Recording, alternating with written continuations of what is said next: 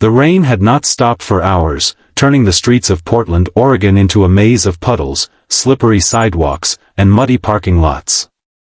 Inside the warm, softly lit cafe on the corner of Hawthorne Boulevard, a man named Marcus Hale sat quietly at a wooden table, tapping his thumb against a white coffee cup. At 34, he carried the calm strength of someone who had fought too many battles and learned the hard way how to hold himself together. He wasn't here for romance or fairy tales. He was here because his 7-year-old daughter insisted he should meet someone nice so he didn't look lonely anymore. And now, for the first time in years, he was on a blind date, feeling strangely nervous. But nothing could have prepared him for what happened next. Just as he lifted the cup to his lips, the cafe door swung open with a rush of cold air and wind-blown rain. Every head turned. Standing in the doorway, gasping for breath, covered almost entirely in mud, was a young woman in a ruined red dress, her blonde hair pulled back into a messy ponytail streaked brown with dirt and rainwater. Mud clung to her arms, her legs, the fabric of her dress, and a faint trail dripped onto the cafe floor beneath her shoes. For a moment, the whole place fell silent, unsure whether to laugh, stare, or look away. But Marcus didn't move. He simply froze, eyes locked on her, heart unexpectedly pounding in his chest. Sparkles, if you believe in kindness, compassion, and second chances, please like, comment, share, and subscribe. It helps stories like this reach more hearts. Sparkles. Her name was Grace Turner, a 28-year-old waitress who had lived most of her life learning how to survive on almost nothing. She had grown up in foster homes across Washington and Oregon, never staying in one place long enough to feel rooted. She worked double shifts to support her younger brother in college, rarely spent on herself, and had finally allowed her best friend to sign her up for one blind date, just one, because Grace had quietly confessed she was tired of being alone. She wanted someone to look at her as if she mattered. But now, standing there dripping mud onto the polished cafe floor, humiliation crawled across her skin like fire. She wished she could vanish. She had slipped in the parking lot after swerving to avoid an elderly woman crossing with groceries. Grace hit the ground, rolled, and then realized her ride-share car had driven off thinking she canceled. She was late, filthy, and holding back tears. As she scanned the cafe, looking for the man she was supposed to meet, her eyes met Marcus's. He recognized the red dress, her friend had described it in a message, and immediately stood up. Everyone else stared, some even smirking, but Marcus walked forward slowly, gently, as if approaching a wounded bird afraid to be touched. Grace felt the heat rising in her face, felt the urge to run out the door and disappear forever. But Marcus stepped between her and the gawking eyes of the other customers, positioning himself so he blocked the worst of their stares. He removed his jacket without a word and draped it around her shoulders, shielding her from the cold and from shame. Something in Grace broke when he did that. Marcus guided her carefully to the table, making sure no one bumped into her or made her feel smaller than she already did. Even though mud smeared across the floor, even though people whispered, even though this was supposed to be the worst moment of her life, she felt, for the first time, safe. As they sat, Grace tried to explain. She apologized, stumbling through her words, her voice trembling. She said she understood if he wanted to leave, if this was too embarrassing for him, if he didn't want to be seen with someone who looked like she crawled out of a ditch. She said her life always seemed to go wrong at the worst possible time.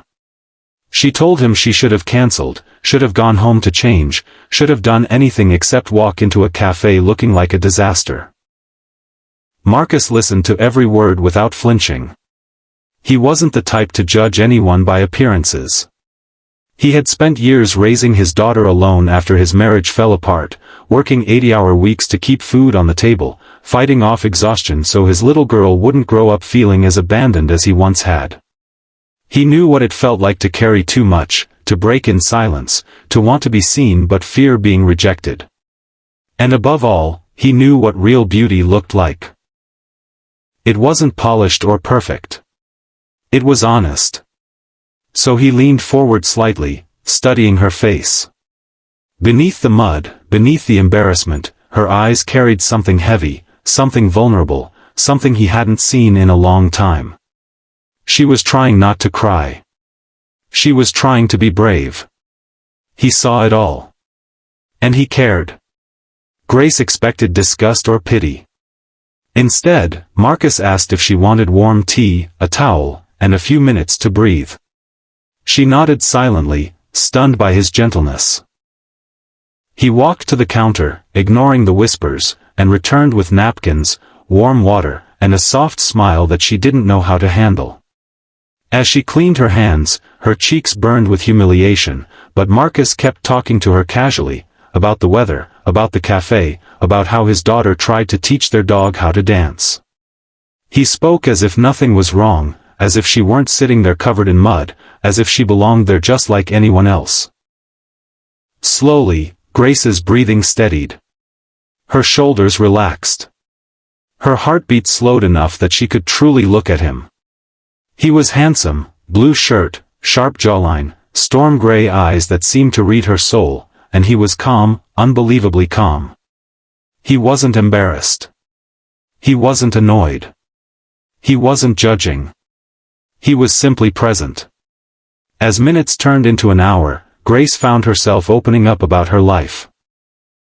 How she worked early mornings at a diner, spent nights studying to improve her future, saved every dollar to help her brother, and rarely allowed herself anything that wasn't practical.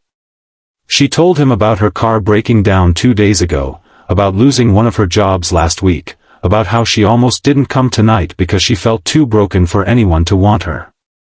Marcus listened with the seriousness of a man who understood hardship. He told her about raising his daughter. Hannah, a bright little girl with a playful spirit and a tendency to ask too many questions. He told her how after his divorce, he promised himself he would never give up on trying to be the man she needed. And he admitted that dating again terrified him. He didn't want to bring the wrong person into his daughter's life, he didn't want to repeat the heartache. The rain tapped softly against the windows as the cafe grew quiet. Outside, the parking lot lights glowed through the mist. Inside, something shifted between them, something gentle, unexpected, and profoundly grounding. The mud on Grace's dress didn't matter anymore. Not to him. And for the first time since she entered, not to her either. Near closing time, Marcus offered her a ride home. She hesitated, but she didn't want the night to end. As they walked to his car, he opened the passenger door and carefully laid down a clean blanket so she wouldn't feel embarrassed about the seat. Grace smiled at the gesture, her throat tightening with emotion. The drive was peaceful, filled with soft music and warm silence. Marcus learned that Grace lived in a small basement studio apartment, barely large enough for her and the books she kept stacked in piles along the floor. But when he pulled up to her building, she didn't move to get out. She was staring straight ahead, knowing something in her life had changed but unable to put it into words. Marcus turned to her gently. He didn't rush. He waited for her to speak. Grace finally whispered that she was afraid of hoping for too much. That good things never lasted for her. That men didn't stay. That love had always been something she watched from a distance but never touched. Marcus listened. And then, without moving closer or making it uncomfortable, he told her softly that not everyone leaves. Not everyone hurts. Not everyone judges. Some people show up. Some people stay. Her eyes filled with tears, and she nodded slowly. They exchanged numbers, not as strangers forced into a blind date, but as two souls who had collided unexpectedly on a rainy night and recognized something familiar in each other. As Grace stepped out of the car, Marcus leaned forward slightly, not touching her but letting his voice hold her in place. He told her he wanted to see her again. Not because he felt obligated, not because he pitied her, but because tonight told him she was worth knowing. Worth understanding. Worth time. Grace closed the door gently, holding her ruined dress tightly around her.